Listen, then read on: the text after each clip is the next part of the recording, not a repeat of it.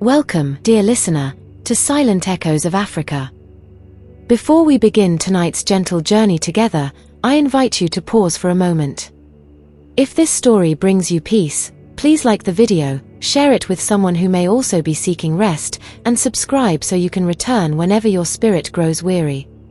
Below, you'll discover a carefully chosen list of African history books, maps leading to lost cities, forgotten dynasties, and silent ruins that wait patiently for curious hearts. Alongside them, you'll find quiet tools for sleep, soft companions to guide you into the calm embrace of dreams. Tonight, let us journey together into an old tale, a whisper carried by wind through ancient trees, a legend known as the African spiritual healer who lives with lions. Close your eyes now, breathe softly, and let your mind drift to a land where the forest still remembers every footstep, where mist curls gently around hidden paths, and where, on a distant mountain, a healer waits in quiet company of lions. Let us begin. Chapter 1: The Path to the Mountain. Far from the grasp of roads and maps, beyond the last whispers of the village drum and the final flicker of lamplight at the forest's edge, there lies a place where the world softens into hush and mystery. Here, the untouched forest stretches its ancient limbs toward the horizon, a cathedral of emerald and shadow where each leaf seems to remember stories older than memory itself. Dawn arrives slowly in this place, as though sunlight, too, must tread gently over the moss-draped stones and the woven canopies above. At first light, a hush deeper than silence lingers among the towering trees. The air itself feels sacred, damp and cool, carrying the earthy scent of fallen leaves and the sweet musk of unseen blossoms. Mist hangs low, coiling around thick roots that rise from the ground like the backs of sleeping beasts.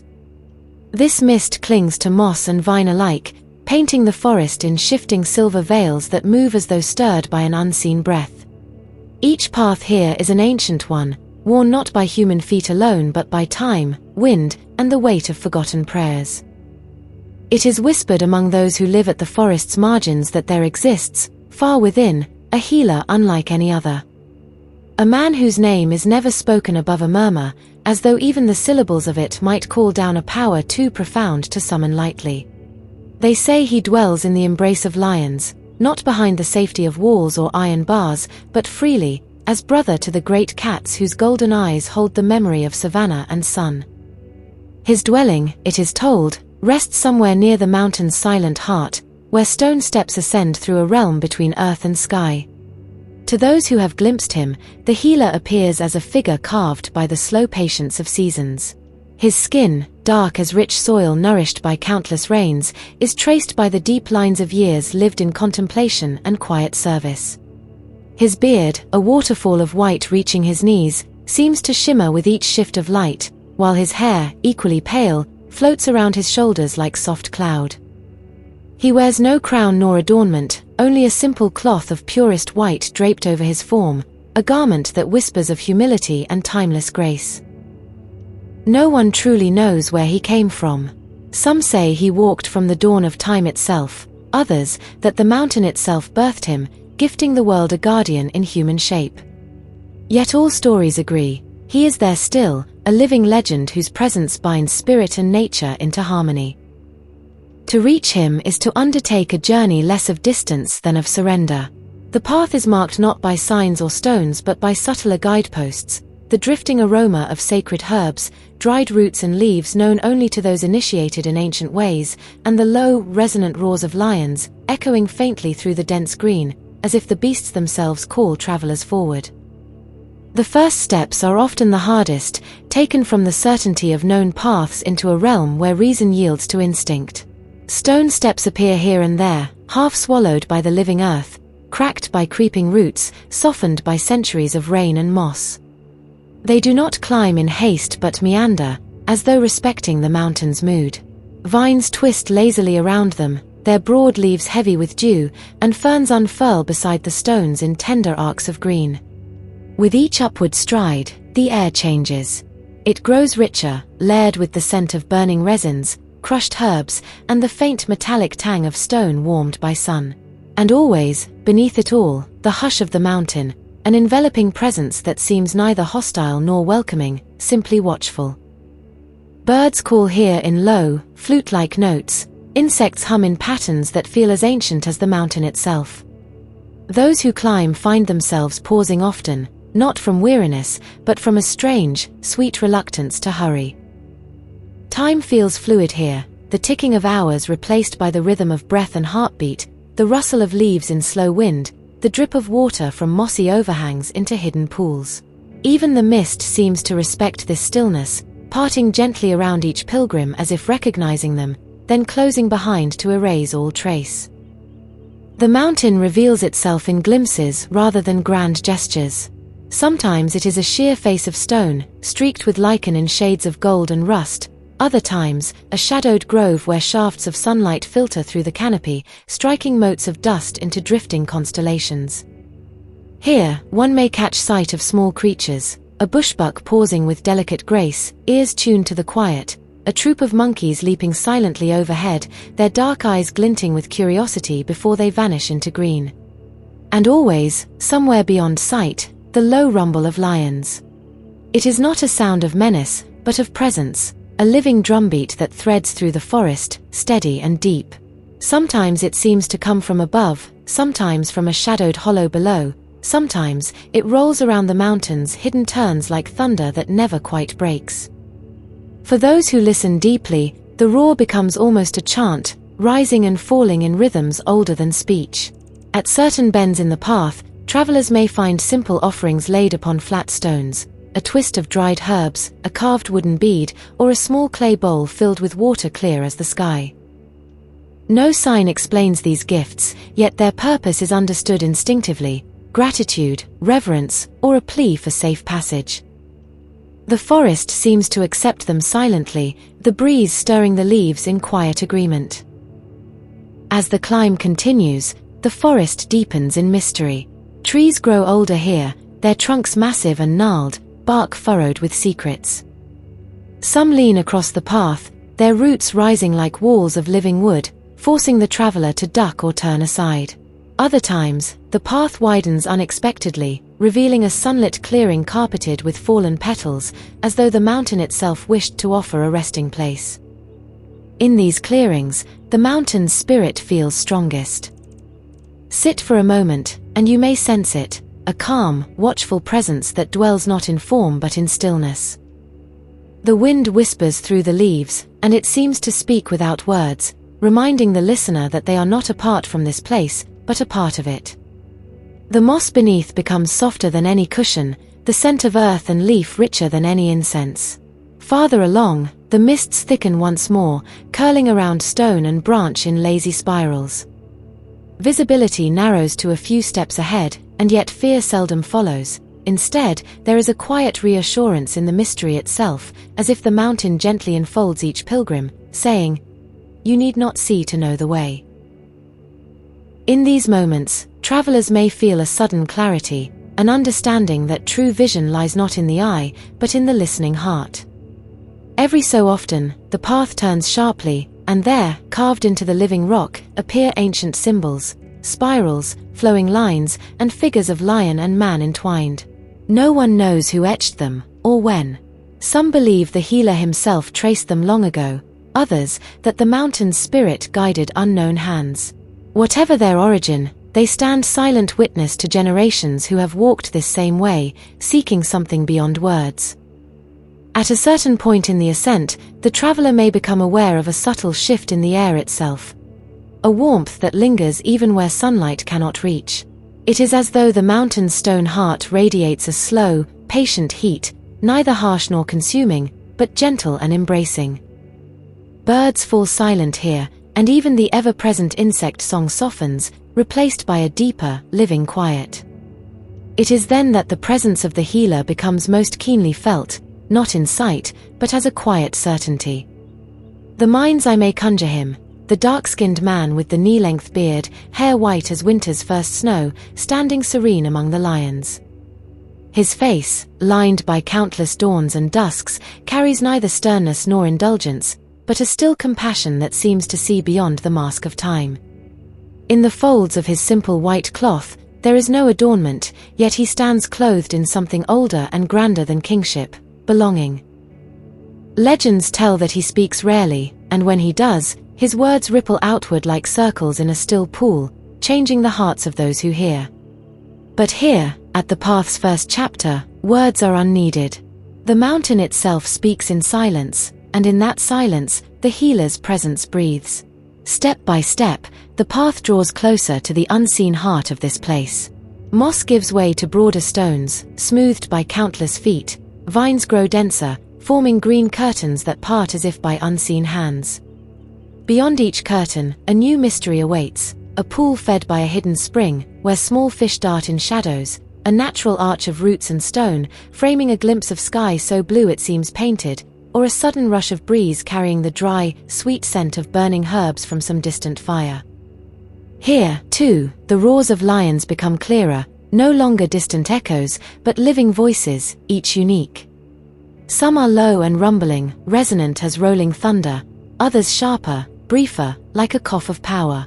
And though unseen, they do not frighten. Instead, they steady the traveler's breath, reminding them of courage not as conquest, but as calm acceptance.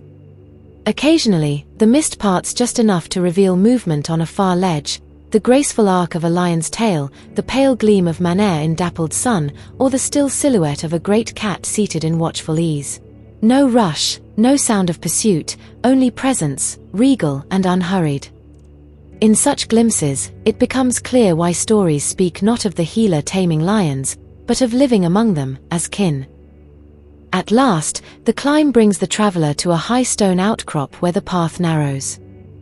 Here, the mountain feels most alive, as if it breathes through every crevice and vine. Shadows gather gently around the stones, not in menace but as cloaks of calm. To stand here is to feel the mountain's gaze, tender, unblinking, eternal. And from this vantage, one can see farther than before, not in distance, but in depth.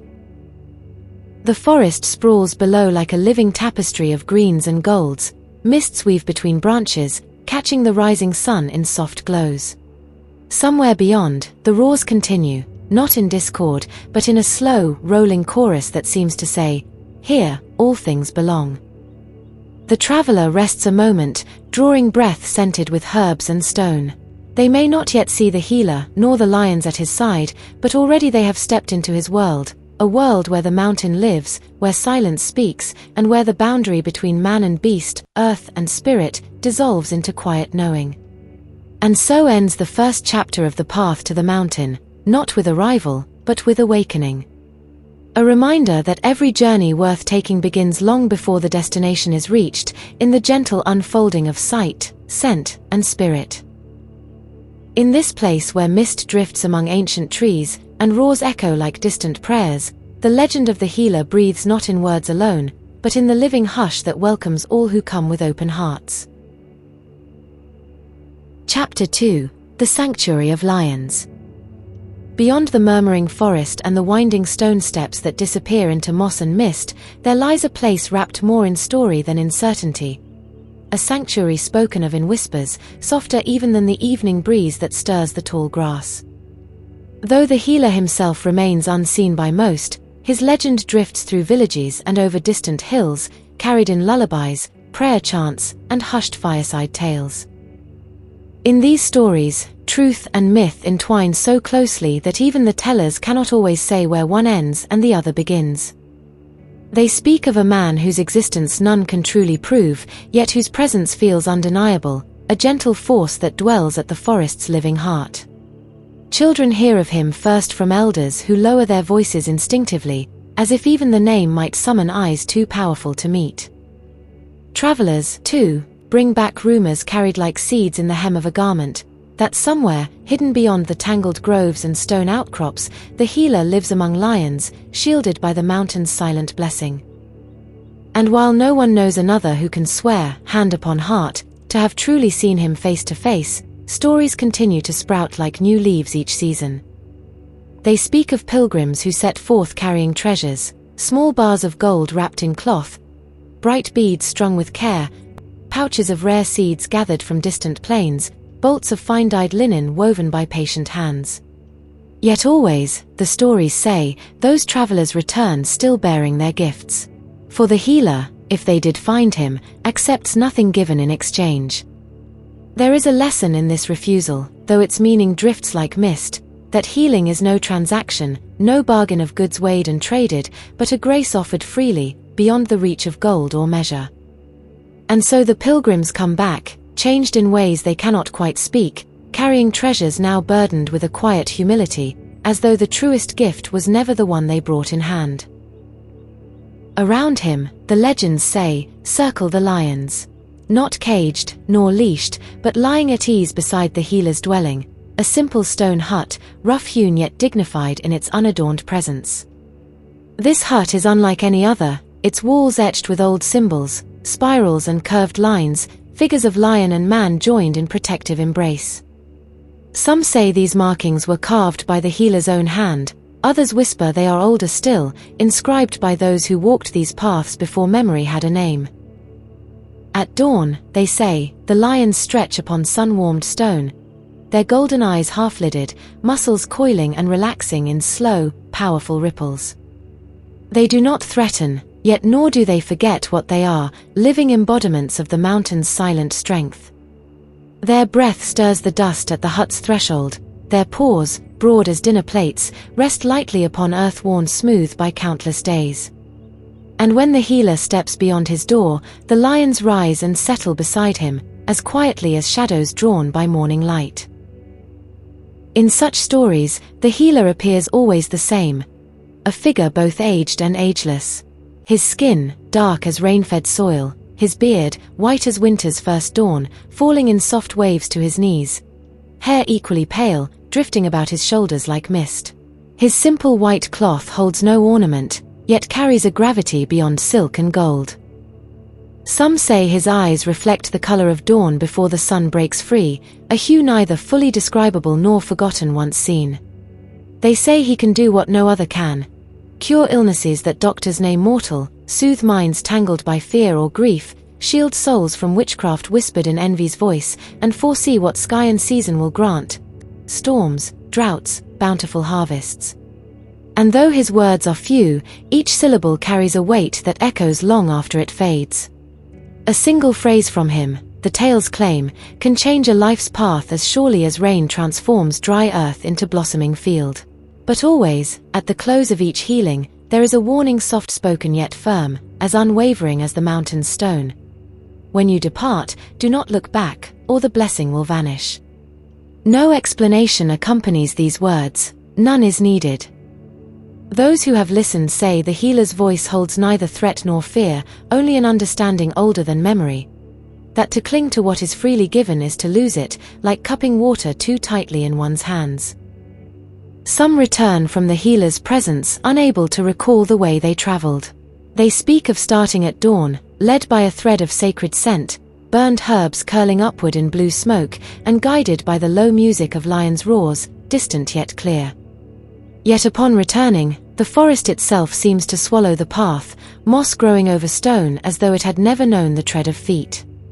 Landmarks that once seemed unmistakable, an ancient fig tree with roots like braided rope, a brook whispering over dark stones, fade from memory like a half-remembered dream at morning's light. No one, it is said, has walked the same path twice. Even those who set forth again with firm resolve find only unbroken thicket or mist too dense to pierce. Some come to accept this forgetting not as loss, but as the mountain's quiet decree, that the sanctuary remains hidden except to those meant to find it. Travelers speak, too, of a hush that falls upon them near the healer's home, a hush not born of fear, but of reverence so deep it slows the very beat of the heart. The air feels thicker, touched by unseen power, as though each breath is shared with something vast and patient. Within this hush, words slip away, leaving only the language of quiet presence, the rustle of lion's fur against stone, the slow crunch of paw upon gravel, the faint sigh of the healer's breath as he stands beside them.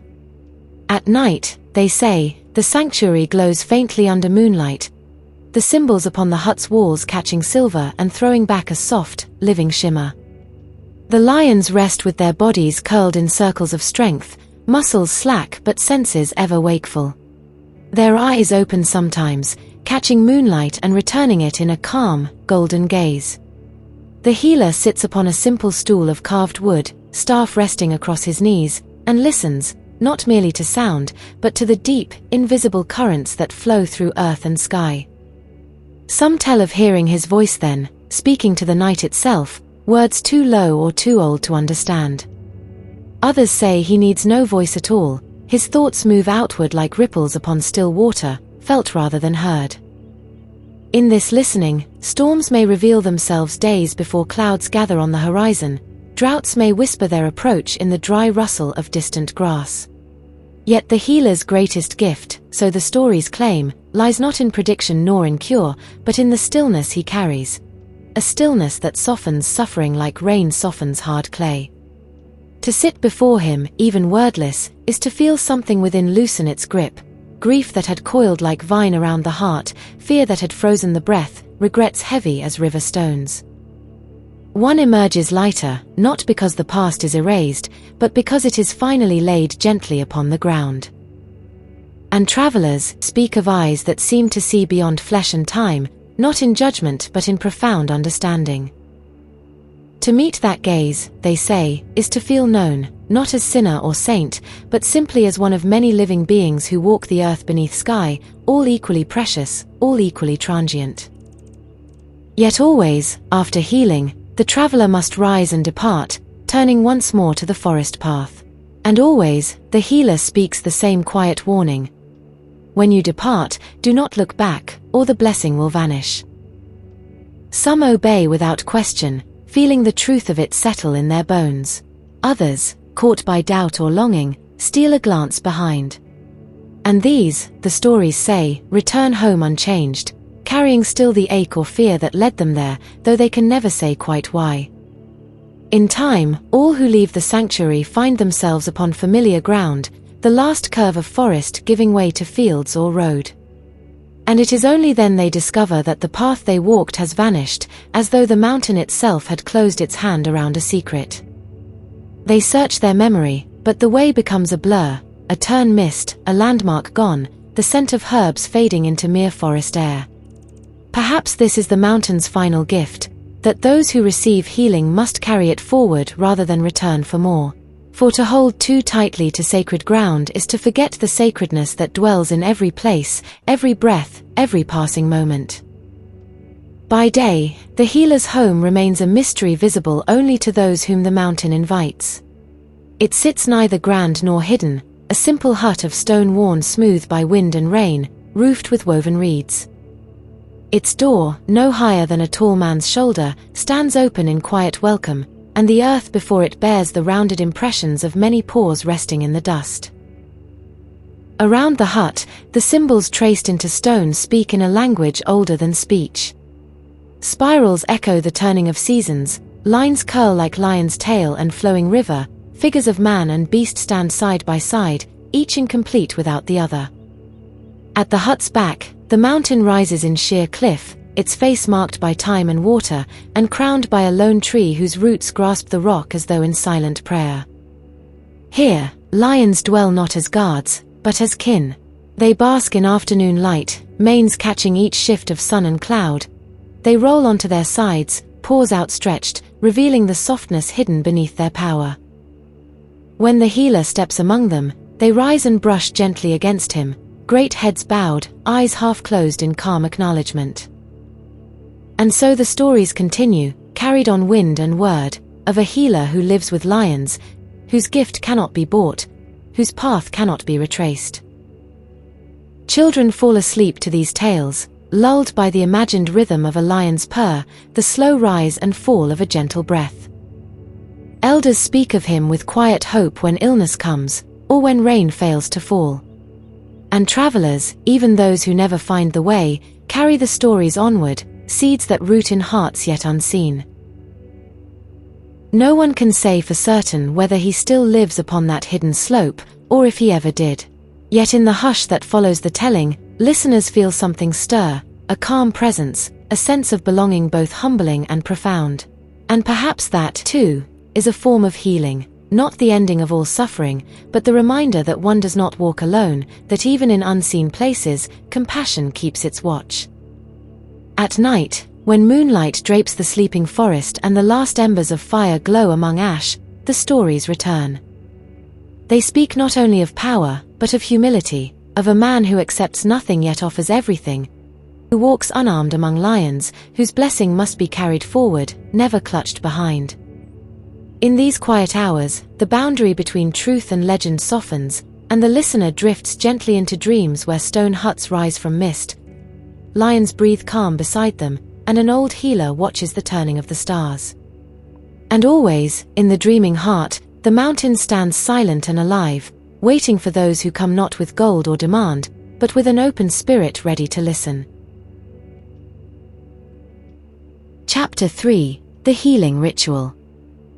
There are places on this earth where silence itself seems alive, where wind slips between ancient trees whispering words no living tongue can name, and where breath feels deeper, slower, as if drawn from the lungs of the world itself.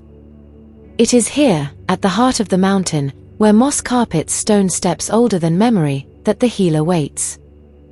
His presence is neither hidden nor offered, it simply is, a calm at the center of the forest's restless green.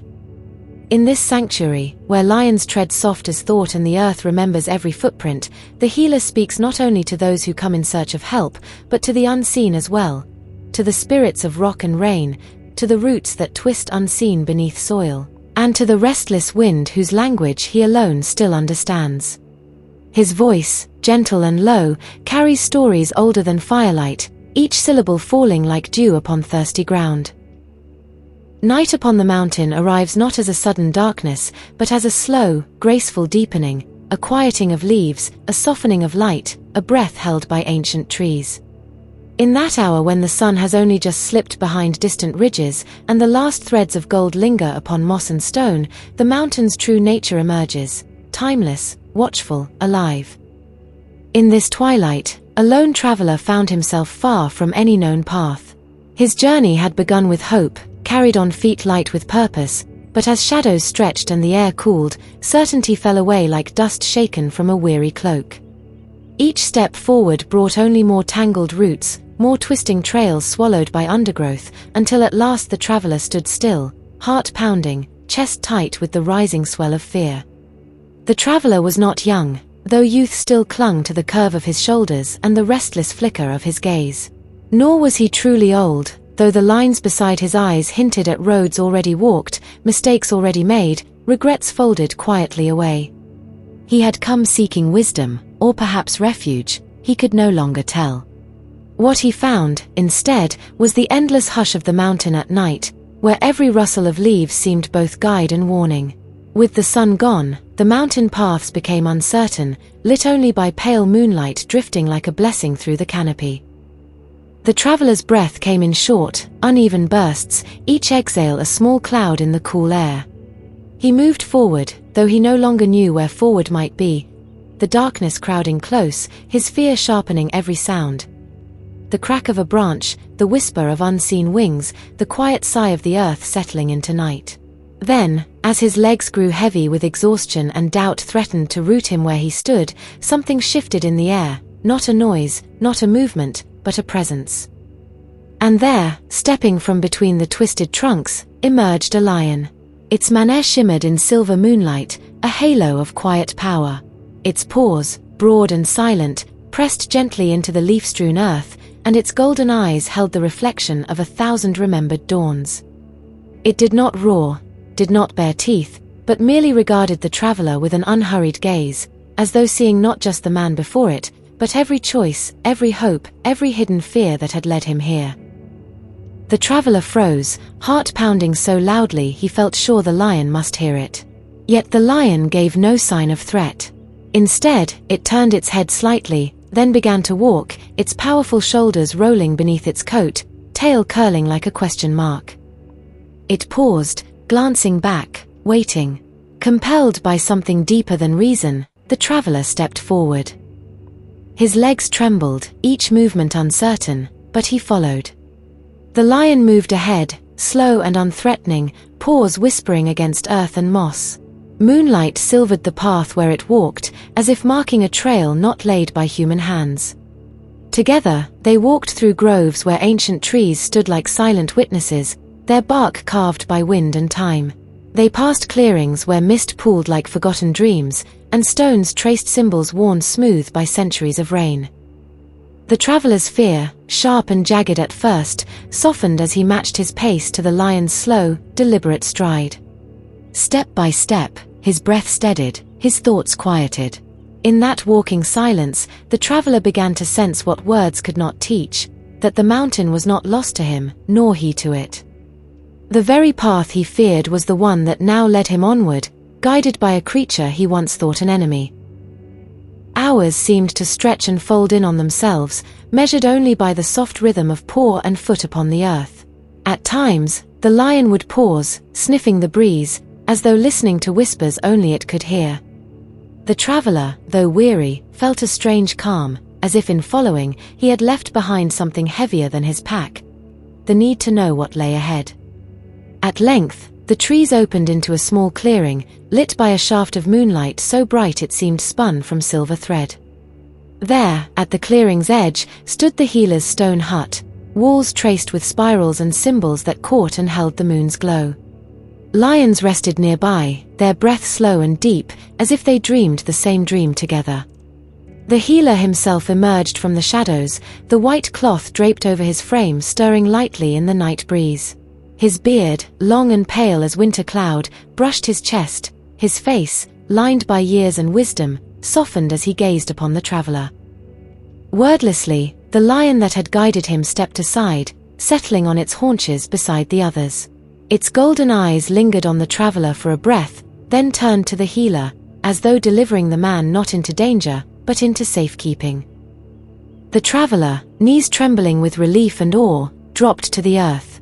He had come with questions, prepared to plead for help, but in the healer's quiet presence, words seemed smaller than the silence that bound them. The healer regarded him, eyes as deep and calm as a forest pool. "You have walked far," he said, his voice low, each syllable falling like rain upon dry ground. "Yet it was not distance that brought you here, but surrender." The traveler lifted his gaze. "I was lost," he whispered, shame tightening his throat. "I feared the darkness, the unknown, but I followed the lion, though I did not know why." The healer nodded, as if this truth was neither new nor unexpected. "To be lost is not always to be astray," he murmured.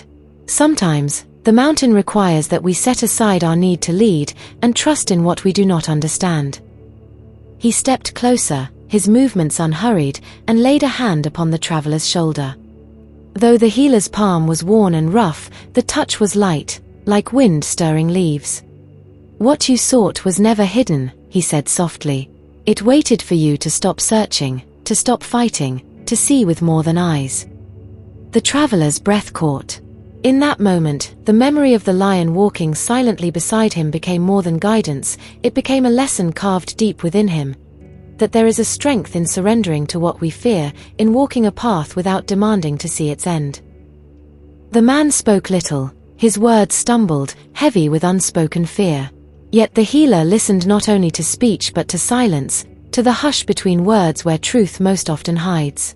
And at length, the healer nodded, as though hearing what even the man himself could not say aloud. "There is a way," the healer whispered, his voice as steady as the mountain's breath. "But once begun, it must be carried to its end. Should you turn back, death itself will claim what peace you seek."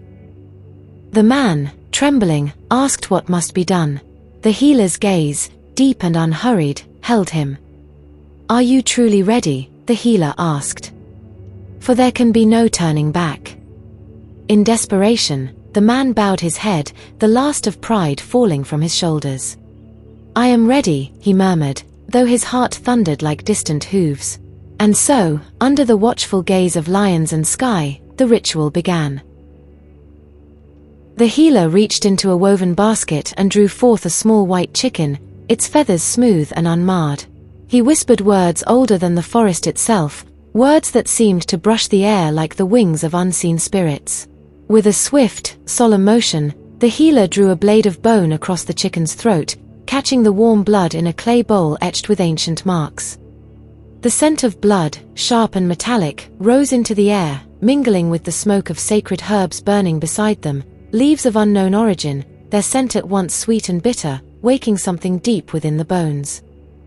The healer's chant flowed around them, low and rhythmic, words unknown to the living but familiar, perhaps, to the waiting spirits.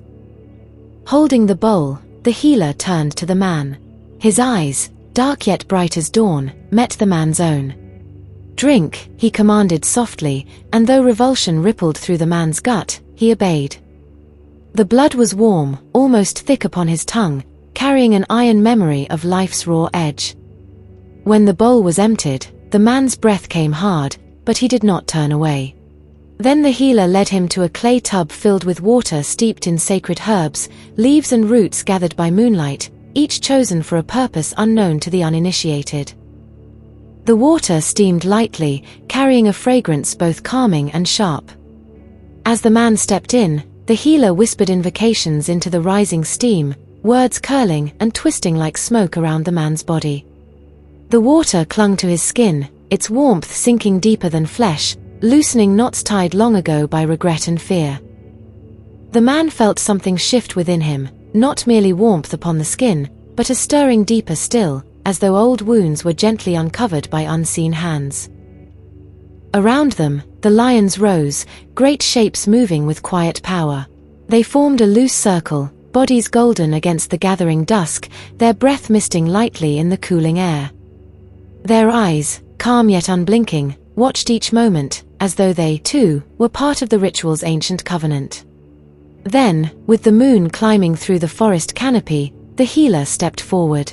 From within his robes he drew a small blade, its edge gleaming in the moonlight, and whispered words that stirred the stillness itself.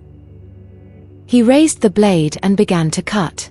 The man felt no pain, only a sensation beyond sensation, as if being gently undone by something far older than harm.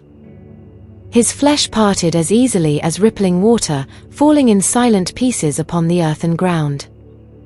Blood pooled quietly, yet even this seemed part of the rite, neither cruel nor merciful, but necessary. The lions stood silent, tails low, eyes reflecting moonlight without judgment. Around them, wind stirred the leaves, whispering through the high branches, and thunder began to grumble on the horizon, as though distant ancestors were drawing closer. The healer gathered each piece of the man's flesh and bone, placing them carefully within a great clay pot etched with curling, protective symbols. Into this pot he added handfuls of sacred herbs, their smoke rising as the fire beneath was lit. The air filled with a scent unlike any other, earthy, acrid, yet strangely sweet, carrying with it the echo of forgotten prayers. Lightning cracked across the sky, its brilliance flashing upon the lion's manes, the healer's white beard, the stone walls of the hut. Thunder rolled, deep and resonant, shaking leaves from the tallest trees. The healer's chant rose with the storm, voice stronger now, calling the man's name into the whirling darkness. In one hand, the healer held a staff fashioned from the tail of a lion, its end wrapped in strips of red cloth. With it, he struck the ground again and again, each blow sending small clouds of dust dancing upward. Sparks leapt from the fire as the healer's voice wove through wind and thunder, calling, pleading, commanding the spirits to return what had been offered. Time seemed to vanish, moments stretched until they felt eternal. The man, though dismembered, was not gone. His awareness floated, neither in body nor entirely outside it, witnessing the dance of shadow and flame, the circle of lions whose golden eyes shimmered with knowing. At last, when the night felt as deep and vast as the ocean, the chanting slowed. The healer stepped back from the pot, breath ragged yet calm. His staff lowered, and silence gathered around them, broken only by the soft crackle of dying embers. From within the pot, steam rose, curling like spirits uncoiling from sleep. Slowly, impossibly, the man's body began to take form once more, flesh knitting to bone, skin smoothing over sinew, breath returning to empty lungs. No scar marked where blade had passed, no bruise remained from the ordeal. As lightning flickered one final time, the man opened his eyes. He stood whole once more beside the fire, the lions calm around him, the healer's gaze steady upon his reborn form. Though his flesh felt the same, something deeper had shifted, like stone lifted from his heart's riverbed, allowing long-stilled waters to flow free again. The healer stepped closer. His beard moved with the night breeze, and his voice, soft yet unwavering, fell upon the man like gentle rain. "Depart in peace," he whispered, "shielded by the spirits of those who came before you. Take your offerings with you. I feel your gratitude. But go now, and do not look behind you."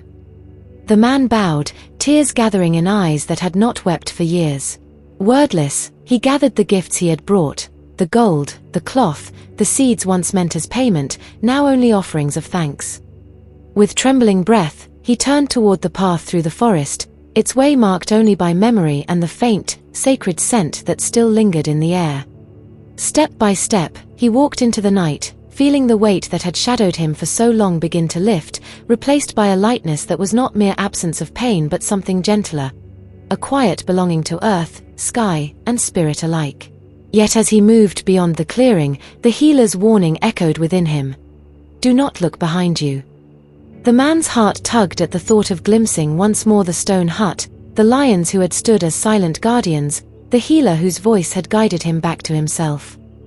Yet something older than fear stilled his turning, a knowing that to look back was to cling, and that what had been freely given must be carried forward, not held in backward longing. Behind him, the lions settled once more upon the earth, paws folded beneath golden bodies. The healer, staff at his side, watched without word or gesture, the night wind stirring the white folds of his cloth. In his eyes, if one had dared look, might have been seen neither sorrow nor pride, but the deep, patient love of one who knows all who come must one day go. As the man passed under the forest's arching boughs, the air itself seemed to shift. The path he walked grew softer, the scent of herbs fading into the living green. His footsteps fell quieter, as if the earth now bore him more gently. When dawn's first light spilled between the leaves, he stepped beyond the forest's shadow. Behind him, the path dissolved into root and moss. Before him lay the open world, unchanged yet wholly new.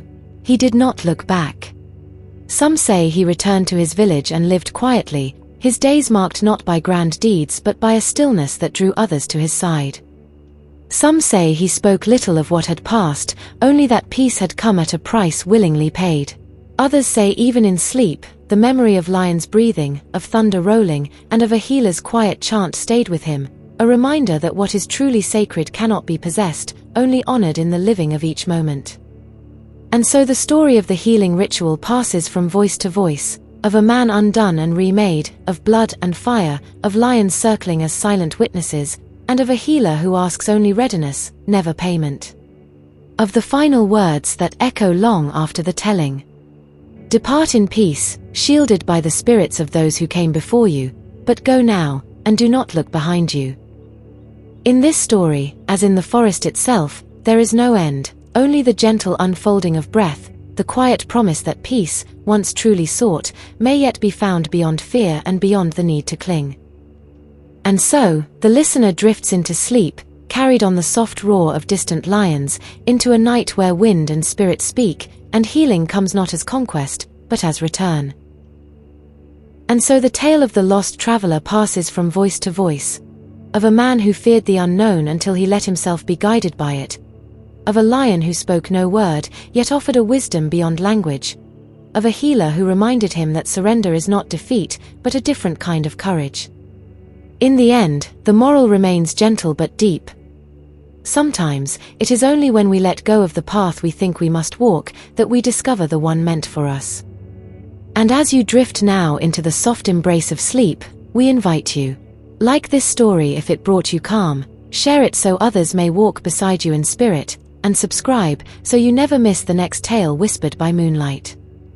Beneath this video, you'll also find a carefully chosen list of African history books, maps to lost cities, forgotten dynasties, and silent ruins alongside tools for rest and reflection, to help you drift softly into the embrace of dreams. May your night be gentle, and your path though unknown always guided by quiet wisdom.